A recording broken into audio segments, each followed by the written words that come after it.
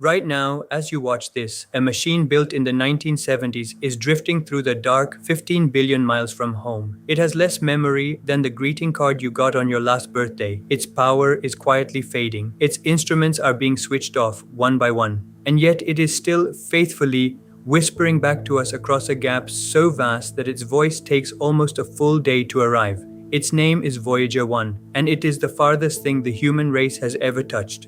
This is the story of our loneliest machine, and the message it will carry long after we're gone. Voyager almost never happened. In the 1970s, scientists realized the outer planets were about to line up in a pattern that occurs just once every 176 years, an arrangement that could sling a single spacecraft from Jupiter to Saturn to Uranus to Neptune, using each planet's gravity like a slingshot to fling it on to the next. Miss that window, and the next chance wouldn't come until the 2150s. So in 1977, we launched 2 probes to catch it. And the machine we sent is almost comically primitive by today's standards. Voyager's computer holds about 69 kilobytes of memory, less than a single photo on your phone. It records its data onto an 8-track tape machine. And to this day, the engineers who fly it rely on a 50-year-old programming language and stacks of paper manuals, because many of the people who wrote the original code have long since retired or passed away. Voyager doesn't run on sunlight. Out there, the sun is just another bright star. It runs on a slowly decaying lump of plutonium, and every single year, that power source gives about 4 watts less. Think of it as a candle that can never be relit, burning a little lower with every year that passes. To keep Voyager alive, NASA has spent years making an agonizing choice, shutting down its instruments one by one and even its heaters to save every last watt.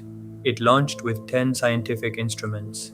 Today, only 2 are still switched on. And sometime in the 2030s, the last one will go quiet, and the only voice ever sent to us from interstellar space will fall silent for good. But before it does, it gave us one final miracle. In 2024, a single tiny memory chip failed, and Voyager began sending back months of meaningless gibberish. So a team of engineers did something extraordinary. From 15 billion miles away, they hunted down the broken code, rewrote it, and tucked the new version into spare corners of a 46-year-old computer's memory, knowing every command they sent would take 22.5 hours just to arrive. And it worked. They resurrected a machine from farther away than anything has ever been repaired. Bolted to the side of each Voyager is the reason this story truly matters. It's a golden record, a real phonograph record plated in gold, and it's a message from us to whoever might one day find it. On it, greetings in 55 languages, the song of a whale, a mother's kiss, a baby's cry, 90 minutes of music spanning classical to rock and roll, and something almost unbearably human. The recorded heartbeat and brainwaves of a woman named Anne Druyan, captured while she sat quietly and thought about what it felt like to be in love. Her nervous system in that single moment is now sailing through deep space forever. And on the cover is a map. Not of roads or borders, but a starburst of 14 pulsars, arranged to point, like an arrow, straight back to our sun.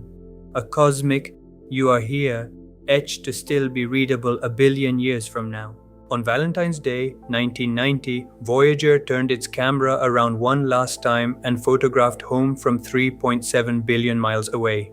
In that image, the entire Earth, every person who has ever lived, is less than a single pixel, a pale blue dot hanging in a beam of sunlight. Voyager won't come near another star for 40,000 years, and out there, with no wind and no water to wear it down, that golden record may outlast the Earth, outlast the Sun, and outlast the human race itself, which means that long after everything we know is gone, a small, patient machine will still be out there in the dark, carrying a baby's cry, a love song, and the sound of a single heartbeat, our message in a bottle thrown into an ocean that has no shore. I'm the onlooker. Keep looking closer.